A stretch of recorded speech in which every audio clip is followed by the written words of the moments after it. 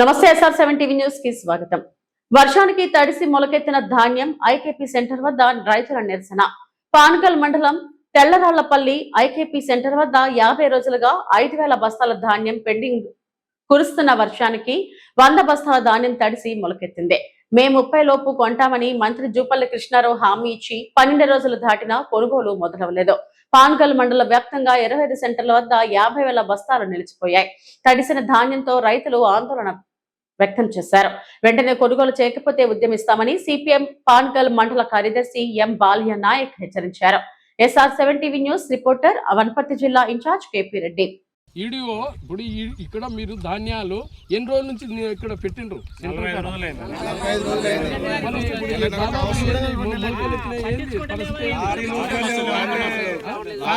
సంతులు లేక కొన్ని రోజులు లారీలు లేక కాదు. ఇప్పటికి వాళ్ళు గవర్నమెంట్ ఏమన్నా ఒక 10-15 రోజుల్లో మీకు మొత్తం కంప్లీట్ గా ఈ ధాన్యాలు లేకుండా చేస్తామని అంటున్నారు. ఇటువంటి ధాన్యాలు ఇంత సుమారుగా ఎన్నికుంటే క్వింటాల్ వరకు లాస్ కావచ్చు మొత్తం. కాబట్టి ఇప్పటికి ఎన్ని బస్తాలు ఉన్నాయి ఇక్కడ? ఇంకెన్ని బస్తాలు ఉన్నాయి? కొరత ఉన్నప్పుడు ఈ తీసుకోకపోకుండా ఉంటే పరిస్థితి ఇంకేమన్నా వర్షాలు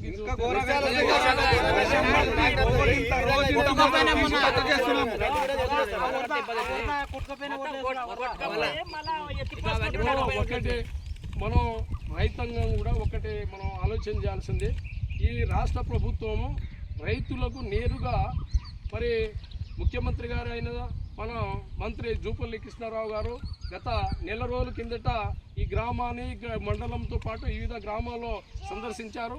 రైతులు ధాన్యాన్ని మరి ఏది అయినా సరే, తడిసిన ధాన్యం అయినా సరే అది తీసుకుంటా రైతులకు ఎలాంటి ఇబ్బంది లేకుండా చేస్తా అని చెప్పేసి మంత్రి జూపల్లి కృష్ణారావు గారు మరి ఈ పర్యటన చేసిన సందర్భంగా అన్నారు. అదేవిధంగా మనం జాయింట్ కలెక్టర్ కూడా మండలంలో అనేక గ్రామాల్లో పర్యటన చేశారు. జాయింట్ కలెక్టర్ కూడా ఈ గ్రామాల్లో రైతుల యొక్క పరిస్థితిని మేము ఖచ్చితంగా ఈ రైతాంగాన్ని ఆదుకుంటాం, ఈ రైతులను కూడా ధాన్యాన్ని తీసుకుంటా ఉన్నారు. ఇక్కడ చూస్తే కుప్పలుగా మరి వర్షాన్ని తడిచినాయి. రైతంగా మీరు చూపించినటువంటిది రైతులు మొలకలెత్తినటువంటిది ధాన్యాలు ఇప్పటికే తడిచినాయి. కనీసం చాలా క్వింటాలు కూడా ఇప్పుడు వేస్ట్ అవుతుంది. మార్కెట్లో కూడా దోపిడీ 5 కేజీలు 6 కేజీలు మార్కెట్లో దోపిడీ జరుగుతున్నట్టు మీరు చెప్తా ఉన్నారు. 6 క్వింటాలు అక్కడ పోయినా కూడా దోపిడే, ఇక్కడ తీసుకుపోవడం దోపిడే.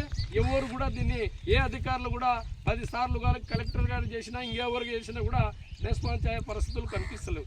రైతులు సమైక్య వాళ్ళకు ఐకేపీ వాళ్ళకు ఫోన్ చేస్తే వాళ్ళు లారీలు లేదని చెప్తారు. లారీ నుంచి ఫోన్ చేస్తే తహసీల్దార్ రావడం కొరత ఉందని చెప్తారు. ఏది ఏమైనా ప్రభుత్వం ఈ నిర్లక్ష్యం చేస్తూ ఉంది.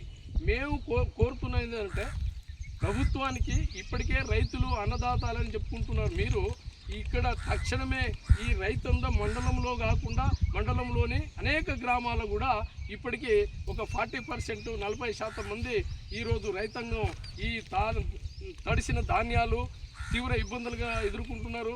మరి ఒకటి దోపిడీ, కాంటా దగ్గర దోపిడీ, ఆ కొరతగాడ దోపిడీ, అన్ని రంగాల్లో దోపిడీ అవుతున్నప్పటికీ కూడా మరి ఈ అధికారులు, జిల్లా కలెక్టర్ గారు, సంబంధిత అధికారులు కూడా దీన్ని పరీక్షణ చేసేసి రైతాంగాన్ని తక్షణమే ఆదుకోవాలని చెప్పేసి మేము డిమాండ్ చేస్తూ ఉన్నాం. ఇటువంటి పరిస్థితుల్లో ఇంకా కొనసాగితే రైతాంగం ఈ రోజు వరకు లారీలు కూడా కంటిన్యూస్లు చేస్తూ ఉన్నారు. ఈరోజు ఈ గ్రామానికి ఇంకా లారీలు రావడం లేదు. వచ్చిన లారీలు కూడా అరకొర వస్తున్నాయి. సమస్య తీవ్రతగా ఉంది. వర్షాకాలం సీజన్లో వస్తుంది, వర్షాలు పడే పరిస్థితి ఉంది. కాబట్టి ఇంకా 2 రోజులుగా ఇదే విధంగా సాగితే ఉన్నటువంటి ధాన్యాలంతా కూడా ఈ మొలకలెత్తే పరిస్థితి ఉంది.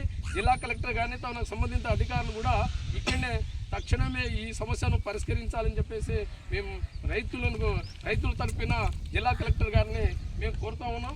కాబట్టి ఈ సమస్యను ప్రభుత్వం కానీ, దాని ఐకేపీ కానీ, దానికి సంబంధిత తహసీల్దార్ కానీ, ఉన్నత యంత్రాంగం కూడా తక్షణమే ఈ కార్యక్రమం ఖచ్చితంగా చేస్తాం.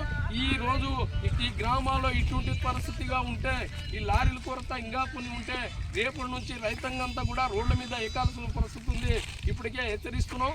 దాన్ని తక్షణమే ప్రభుత్వం ఈ యొక్క రైతుల యొక్క స్థితిగతులను అర్థం చేసుకుని ఈ రైతాంగ గోసను అర్థం చేసుకుని తక్షణమే లారీలు తీసుకొచ్చి ఇక్కడ లారీలు అన్నిటి కూడా ఎలాంటి మోసం లేకుండా తుకాలు కూడా మోసం లేకుండా ఆ కోత కోయకుండా ఈ రైతాంగానికి మద్దతు ధర కల్పించి రైతులకు తీసుకుంటారని చెప్పేసి ప్రభుత్వానికి మేము కోరుతున్నాం. లేని వేడరా మరి అనేక రైతాంగాన్ని మండలంలో ఉన్నట్టు రైతాంగం గ్రామంలో ఉన్నట్టు రైతాంగాన్ని కూడా రేపటింతా కూడా ఈ యొక్క రోజు చూస్తాం. రేపటి పరిస్థితుల నుంచి కూడా చాలా పెద్ద ఎత్తునంగా ఈ యొక్క ధర్నా కార్యక్రమం మేము నిర్వహిస్తామని చెప్పేసి ప్రభుత్వానికి హెచ్చరిస్తున్నాం.